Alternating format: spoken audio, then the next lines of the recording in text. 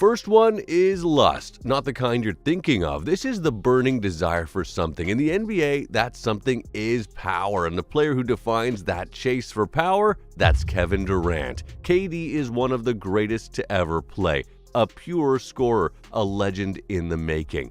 But his legacy is messy. Remember when he left Oklahoma City for the already dominant Golden State Warriors? People lost their minds. They called him weak, said he only cared about winning, not how he got there. He was lusting after championship power, and pride be damned. Even now, years later, he's still chasing that high. He tried building a super team in Brooklyn, then bounced to Phoenix to join other stars. It's like that first taste of winning wasn't enough. Like he's addicted to the power of being on top. Sure, everyone wants to win, but with KD, it feels obsessive. His choices make him fascinating, controversial, even a little tragic. 8 years on, the question still lingers. Will Kevin Durant do absolutely anything to reach the mountaintop?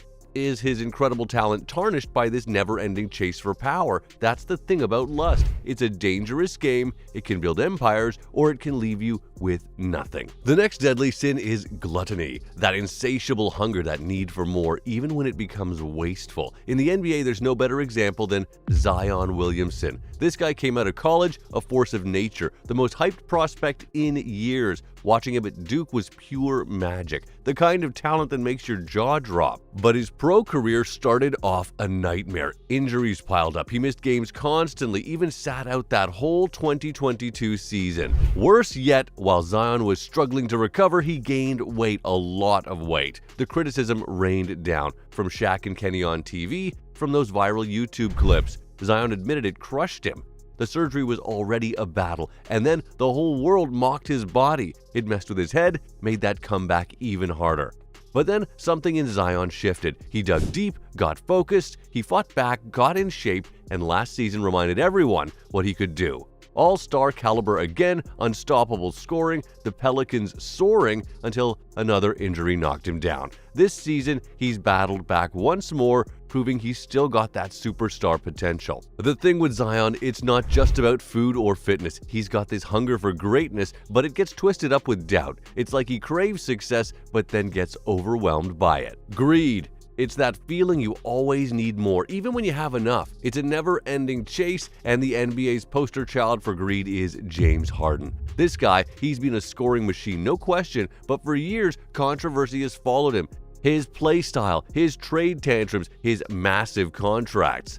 In just 4 years, Harden's bounced between 4 teams, forcing his way out of each and every one. It started in Houston, where after nearly a decade, he demanded out. Players change, teams sure, but Harden's exit was ugly. He tanked his own performance, barely trying on the court, until Houston caved and shipped him to Brooklyn. That super team disaster barely lasted a season before Harden bailed again, landing in Philly. They came close last year, then choked, with Harden disappearing in the crucial games. Of course, championship or not, Harden expected another fat paycheck. When the Sixers balked, he was gone again, now with the Clippers. Maybe this time it'll work out, maybe this is the fresh start he needs, but what if it's not? What more will Harden demand? Talent only gets you so far. Your worth is what someone's willing to pay. And if teams stop buying what Harden's selling, he's going to be the one left holding the empty bag. Greed can be a powerful motivator, but sometimes it leaves you with nothing. Sloth.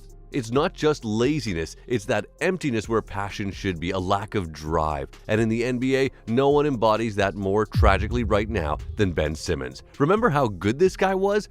All NBA, the best young defender in the league, the future of Philly. Now, he's barely a rotation player on a terrible team. Simmons forced his way out of Philly after his playoff meltdown in 2021. The criticism, the spotlight, it crushed him mentally. Joel Embiid, his teammates, they begged him to return, but he was already gone.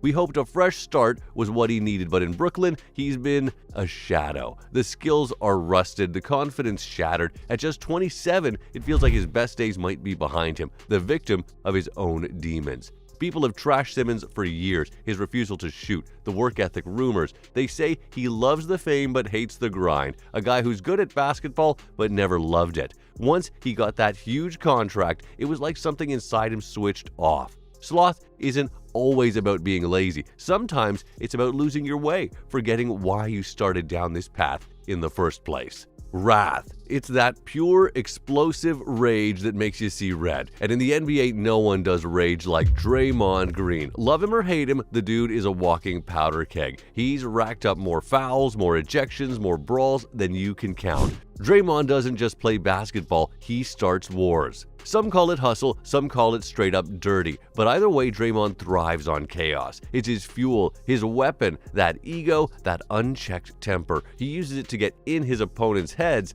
to rattle them, to break them. Yeah, it's gotten him suspended, even in the finals, but does Draymond care? Hell no. The Warriors have wrestled with him, fans despise him, but guess what? Draymond is not changing.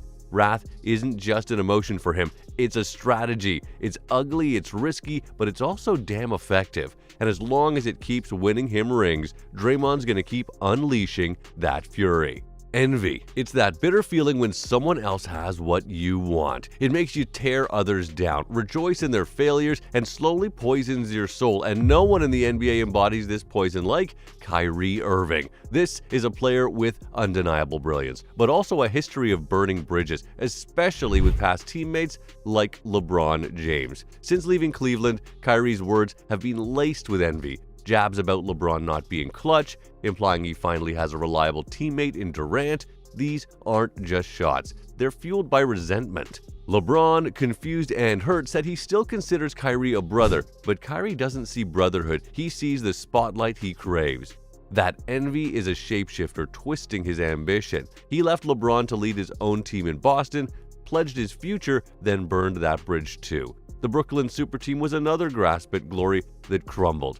Now, in Dallas, he's second fiddle again. So much talent, so much chaos, and so many paths he's walked away from. Pride. They say it comes before the fall. Before this season, Damian Lillard was the poster child for that. Brilliant player, insane loyalty, but that same pride kept him stuck in Portland, wasting his prime. Championships eluded him despite his undeniable talent.